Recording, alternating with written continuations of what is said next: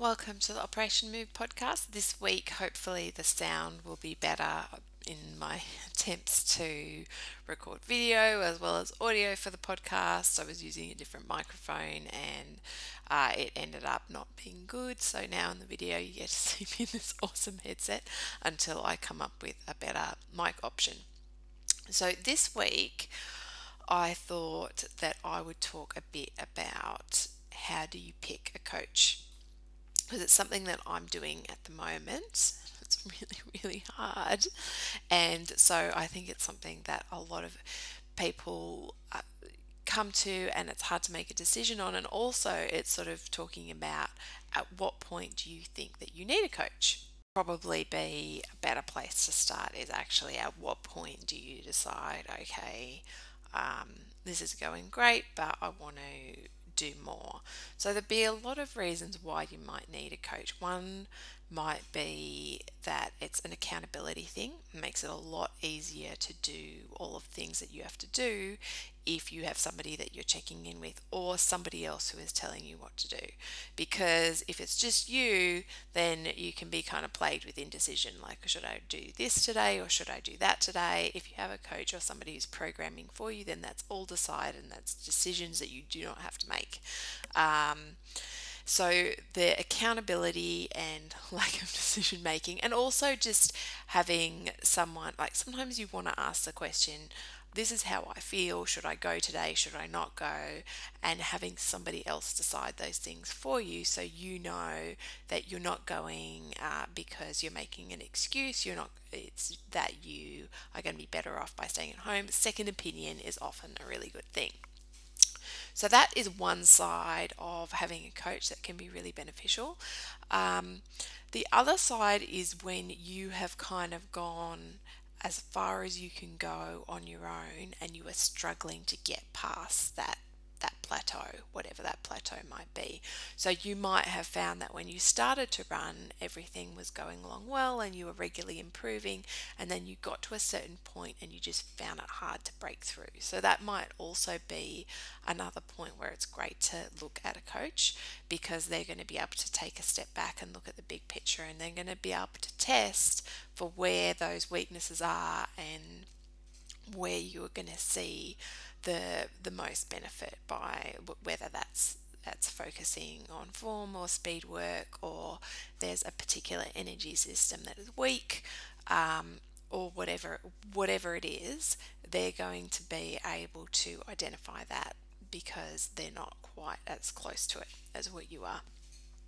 And it also may be that it's simply a matter of, a different stimulus will often have a much bigger result.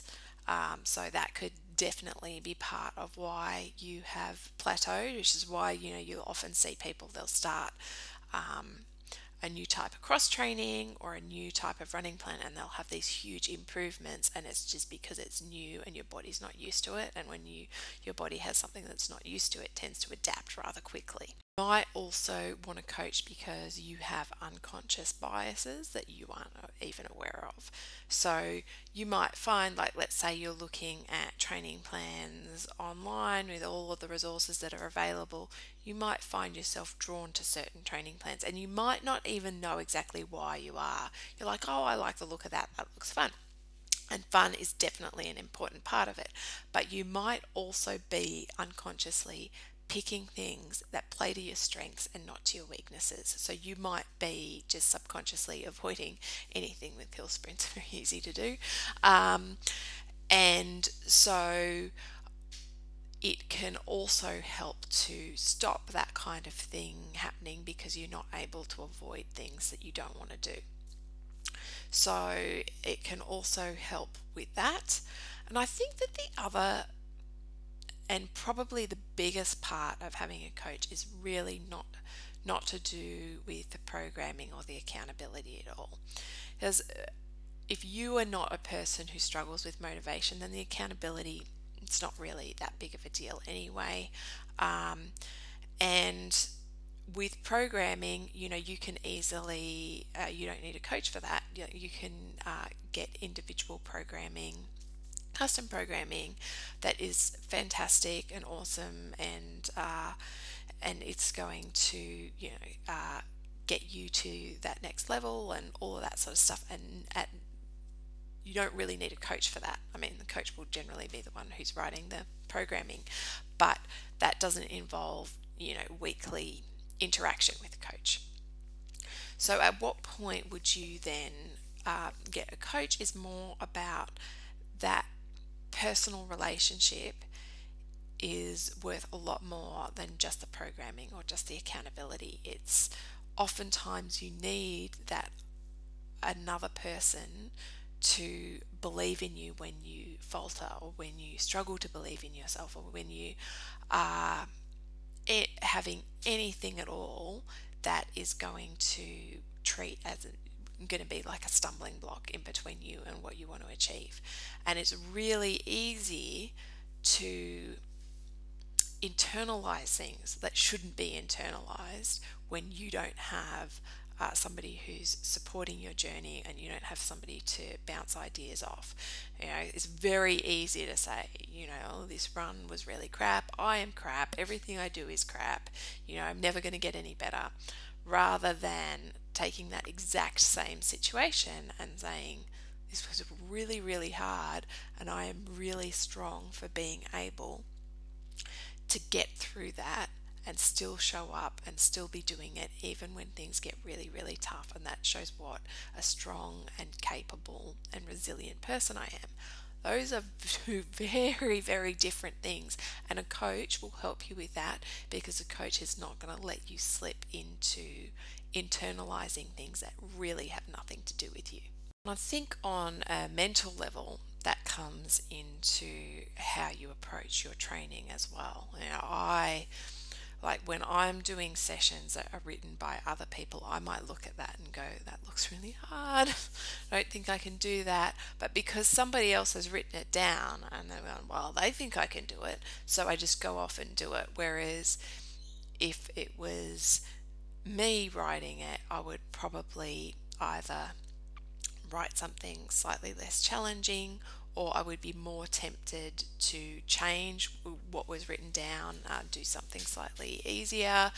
All of those things then sort of have a cumulative effect, that when you get to race day, generally speaking, I find if I've been following a plan from another coach, I am just feeling so much more prepared mentally. I've done so much more work through the cycle of training than I would ever have done on my own. So it definitely is the kind of thing where I think I would almost be suspicious of any coach who didn't have a coach, because if you believe in coaching, then you believe in coaching. So this last year, I have had custom training plans done, and in part that's just because I couldn't quite commit to finding a coach, and it was just easier to go, "Yep, I know this is going to be good. I can just follow it. I know what I'm doing, so I don't really need a whole heap of feedback on what to do if I get sick, or anything like that." But, and as great as it has been, and it has been great, I think I got to the end of the year and I thought, I could use that extra feedback. I could use that extra information of, okay, I've just had the world's worst stomach flu. What should I do for this next week? I am using this session, this quality session, in a race type scenario. How should I do that? How should I structure it? How should I strategize it? And the training plan itself, like for Melbourne, it had a goal of 144, which was based on what they thought I would improve by over the course of the training plan, which I guess is probably the main difficulty with custom training plans, is they're written in advance, so they don't adapt as well as coaching does. So I looked at that 144 and I thought, yeah, I would be really happy with that. That's a really good goal. But I also felt like the training had gone really well and I felt that I could do more. So I took a big risk. Uh, you, and I went for something a lot more aggressive than that. But next time, I would love it if a coach could actually look at the training, look at the plan, look at everything and go, okay, this is what I think you should do, and this is what I think that the strategy should be. So I think that there's a lot to be gained by having that feedback through the cycle. Also, because I did a lot of threshold sets and I was kind of unclear with the intent of the plan of should I be doing these at exactly what the pacing was, or is this a matter of as fast as I can possibly manage it? And so I kind of went somewhere in between, which worked out great. But again, it is something that I would like more feedback on. And I think having now been sort of doing, training with purpose in the half marathon distance for about a year now, and looking at what I want to do next year. And I really want that relationship with someone where they're as invested in the process as I am, and in the past, I think that that's been filled by having training partners. And if you have training partners, and a lot of time that sort of that support and that belief is something that you get from a training partner. But for me, I just want to sort of take it to the next level, and I believe that if I'm going to get the absolute most out of my running if I do that. And I think that that's the bottom line for me with coaching, is that you put so much effort into it. It takes up a huge amount of your week, and you want to basically get as much out of it as possible. And for me, as much out of it as possible is only going to happen from a coach. So I guess one of the things then to look at is when you're looking at coaching, how do you pick? Which is my current problem. But I think that there are some good things that you can look at. Like, obviously, you can start with recommendations. There are lots of running groups where you can go in and you can ask people for recommendations of their running coach. You can also sort of read testimonials on websites. You can sort of like start with people you follow on social media, and ask them who their coach is, and just start looking at getting some experiences, because it is the kind of thing that once you're in it, there's not much point in going, oh, I'm not sure how this is going after a month, because you're really not going to know for a decent amount of time. It takes a decent amount of time to get to know someone. It takes a decent amount of time for the impact of training to develop. So it is not something that you can exactly go and, oh, just try this for a couple of weeks and see how it goes, because you won't know how it's going after a couple of weeks. So it is a good idea to do your research and get recommendations. You want someone who is familiar with your chosen distance, as well as your surface. So if you are a trail runner, you want a trail running coach, and you also don't get lured into this idea that your coach needs to be faster than you. Because I'm pretty sure that Usain Bolt's coach is not faster than Usain Bolt. It's things that make people great athletes are not always things that make people great coaches. So it is the kind of thing where you want to look at what you want to get out of it, what their communication is like, what their philosophy is like. Ask them lots of questions, get a really good sense of who they are, because at the end of the day, it is really so much more about who you click with and who you gel with. And I often joke that it's like dating, and it is. It's so much like dating. And I think it was Lee Troop who said once about coaching that when you get to the starting line of a marathon, everyone has been coached in a completely different way, and all of those coaches are correct. There are a million ways to coach, and they're all right. It just really depends on what you need and you as an individual, because the essentially, like, the basis of training is not going to change dramatically from one coach to another coach, and but it what you get out of that relationship is really going to depend on who you click with, and just how well you're able to communicate with that coach, how well you feel heard and understood by that coach, and how much you feel able to speak up and say, I'm worried about this, or this has been bothering me, or whatever it is. And because I guess the difficult thing with particularly with picking a new running coach, is that for the training to work, you have to trust them completely, and you don't know them. And so it is finding someone who you can take that leap of faith with is going to give you the best results that you can possibly get out of it. So with that in mind, when you are picking a coach, things that you can do that are going to help you to decide are going to be checking out testimonials, are going to be checking out that person's website, because often if you read the articles they write or the blog posts they write, you can get a really good sense of who they are as a person and what their philosophy is, and all of those things that are going to be important to you. You can also check out their social media, all of those things that are just going to help you get to know them a bit more as a person. And when you email them, you can get an even better sense of, like, how are they going to communicate with you? Do you prefer to text message? Is that going to be okay with them? Do you prefer to use social media or call? Are they okay with, like, doing phone calls, or, like,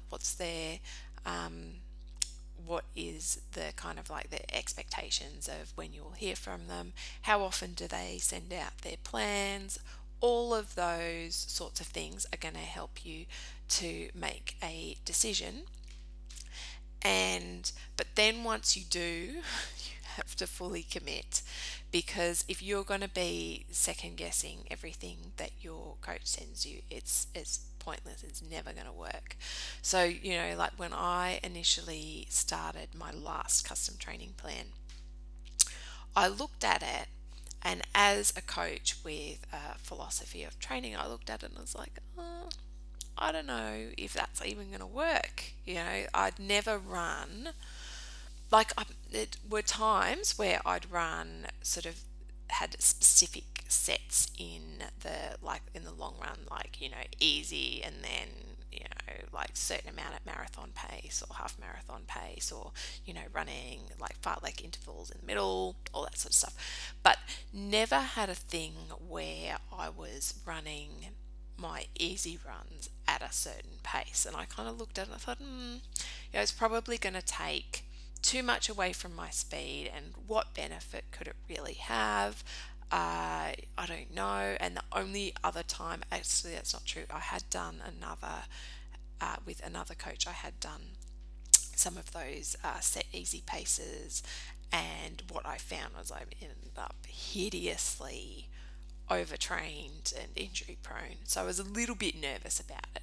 But I looked at it, and I always look at these things as great opportunities for learning. So I'm like, okay, I have this idea based on, my own research and what I understand about training theory and everything else. But isn't it a great opportunity to test out, based on this cycle, something that I don't necessarily believe, and just find out one way or the other, find out if it's true. Does it work? Is it an impediment? And I have a good idea about, based on a 12-week cycle, how much I should be improving. And so I have a good idea kind of like where the baseline is, and then I can do something new like that. And so I fully committed to it, and I never questioned it. I never never spent any headspace on worrying about it. I was like, this is something I'm testing out. I don't have to believe in it to fully commit to it.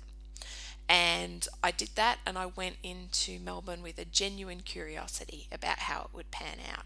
Would I be fatigued? Would it have meant that energy that could have been spent on threshold sets and intervals had been gone into long runs? But it actually worked out really well for me. So having those sorts of experience can enrich your own knowledge and your own understanding, and they can sometimes challenge things, ideas that you've held on to, that for the most part that pacing range is easy for me. So it's not like I was running long runs at a tempo pace or anything like that. It was still well within the easy zone, but I also wasn't, they were also more focused and more quality sessions, and I was also not overly relaxed during my long runs, and that I was keeping my feet turning over and everything like that. So then that's something that I can take, and I can take that knowledge and go, okay, and now this is something that I can apply because I've tested it.